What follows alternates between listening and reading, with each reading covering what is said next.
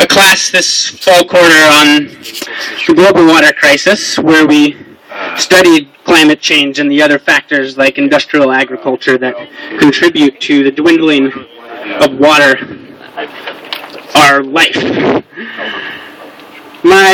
As a young person, it is incredibly difficult to see the impacts of climate change today, to see events like Hurricane Sandy and droughts across the United States and the entire world, and know that as we continue to warm the planet, the tundra in the north is melting, and underneath it is trapped billions of tons of methane gas, and to know that even if we stop right now, we are still going to see much, much more.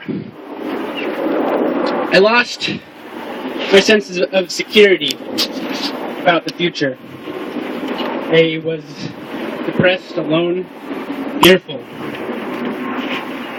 Thankfully, one day a friend invited me to go to the environmental impact scoping public hearing for the proposed Cherry Point coal export terminal, where I went to voice my opinion. And when I got there were 2,000 fellow community members there to express their grave concern about this project. In total, 125,000 people made comments, and among them, many demanded or asked the Army Corps of Engineers and the Department of Ecology to study the regional impacts of shipping coal from the mines in Montana all the way to the ports at Morrow in Oregon, Longview in Washington, and Cherry Point in Washington, to study the impacts cumulatively on air and water and regionally from Montana through Oregon and Washington and Idaho. I and many others also asked the Army Corps of Engineers to study the global impacts in regards to climate change that the proposed fossil fuel exports would have.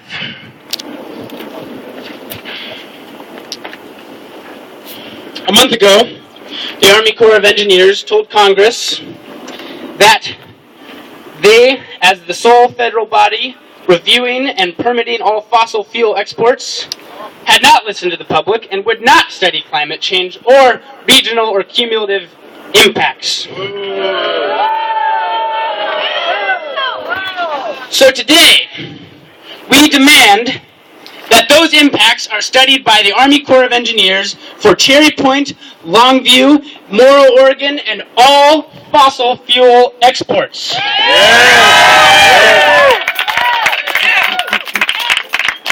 that in those impacts, they study the impact that climate change will have on every citizen and life form of this earth. Yes. Now this may sound like a tall order for an issue that is supposedly our grandchildren's problem. But today, I am that grandchild.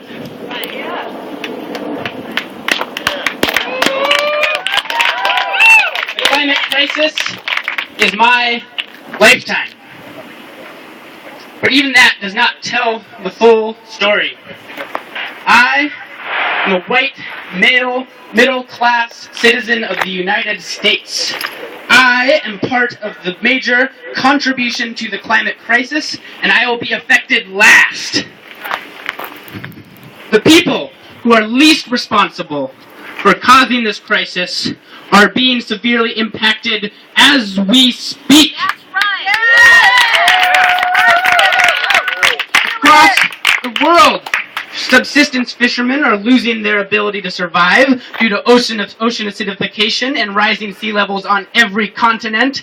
Rising food prices from droughts and severe weather are crippling the poor of the world, and devastating storms may hurt people in New York, but they devastate people in poor communities around the world.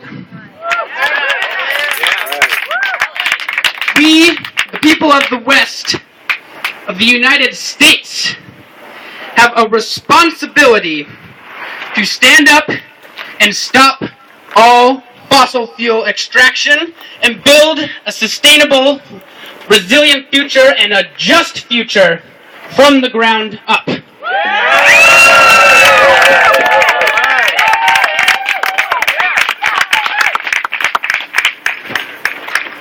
Today, we demand that the Army Corps of Engineers hear what we have been asking them politely, and it is within their power to study everything we are asking them to, and it is within our power to make them.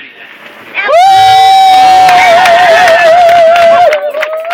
taxpayer dollars go to that. And while we must pressure the established political system in every way possible, we must not count on them to make any sort of just or timely solution to this crisis. And a study of history shows that we cannot count on them to do that.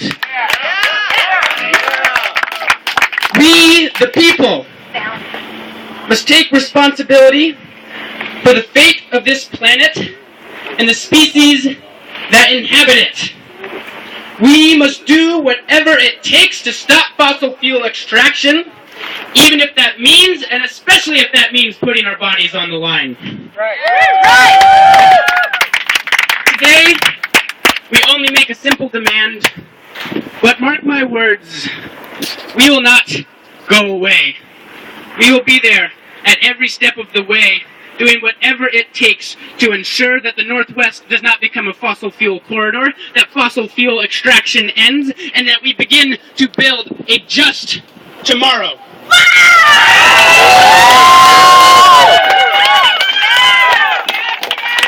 I ask